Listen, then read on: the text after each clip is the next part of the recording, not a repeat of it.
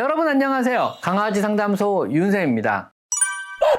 자, 오늘은요 강아지가 싫어하는 냄새를 한번 알아보도록 하겠습니다. 강아지가 싫어하는 냄새를 미리 알고 있다면요 향수를 사거나 방향제나 샴푸를 구입할 때 미리 피할 수도 있으며, 혹은 강아지가 소변 실수를 하거나 가구를 물어뜯어 망친다면요 근처에 뿌려서 접근을 못하게 할 때도 유용하니까는요 오늘 소개해드린 영상을 잘 기억해 두시는 것이 여러모로 유용할 듯 합니다.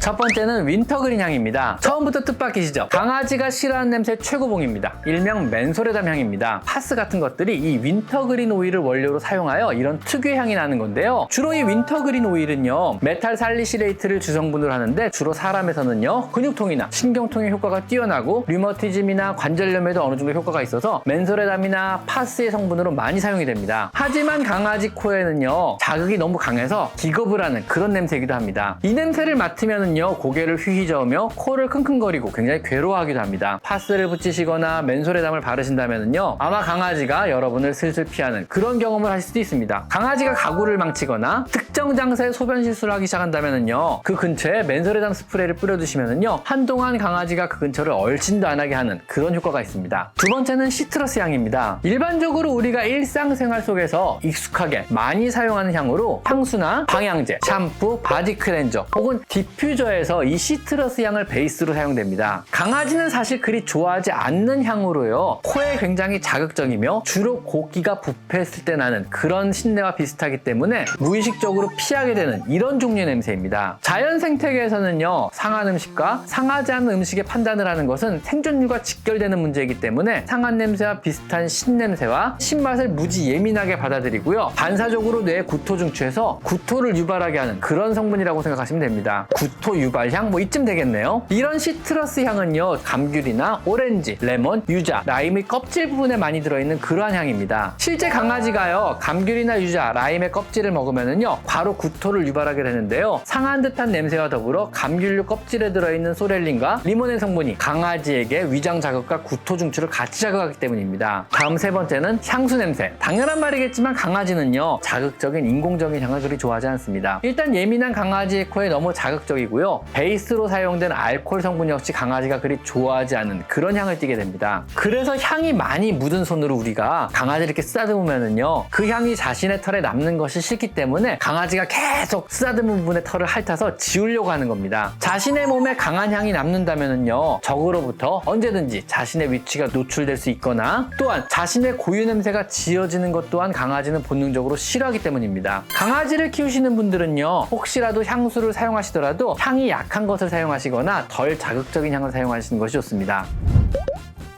그 다음 네 번째로 매니큐어 냄새. 굉장히 자극적인 화학물질 냄새입니다. 매니큐어에는요 질산섬유소인 니트로셀룰로스와 이소프로필 등 화학성분이 많이 들어있는데요 이 자극적인 화학물질들의 냄새는요 사람보다 수만 배이나 강아지의 코를요 심하게 자극시킵니다. 또한 이런 화학물질에 의한 매니큐어 알레르기를 유발할 수도 있다고 하니까는요 원인을 알 수 없는 아토피 질환으로 강아지가 고생을 하고 있다면은요 매니큐어를 바르실 때 한 번쯤 고민이 필요한 부분이기도 합니다. 그리고 다섯 번째로요 고추나 마늘, 양파 냄새. 간혹 병원에 김치를 먹고 오거나 자장면에 양념을 먹고 응급으로 와서 고생하는 아이들이 있습니다. 먹으면 당연히 심한 빈혈로 애들이 위험해질 수 있지만은요 냄새 역시 그리 건강에 좋지 못합니다. 이런 양파류 특유의 톡 쏘는 알싸한 향이 강아지의 코를 심하게 자극하여 당연히 싫어하기도 하지만은요 먹으면 더더욱더 위험한 음식입니다. 조금이라도 먹으면은요 위장을 자극하여 구토를 유발하기도 하고요 혹은 양파 중독으로 몸 안의 적혈구를 파괴하여 심각한 빈혈을 유발하기도 합니다. 냄새도 안 좋고 먹어서도 안 좋으니 필히 이런 음식은요 조리하거나 먹으실 때 강아지가 먹지 않도록 조심하셔야 합니다. 그리고 여섯 번째로 담배 냄새. 사실 누구도 안 좋아하는 냄새입니다. 탄 냄새 자체를 싫어하는 강아지의 특성과 탄소 입자나 니코틴 입자, 타르 등의 여러 발암 물질이 강아지의 털로 옮겨져 자신의 털에 물은 이 이물질을 핥는 과정에서 2차, 3차에 걸친 흡연을 유발하며 강아지에게 암을 유발합니다. 강아지는요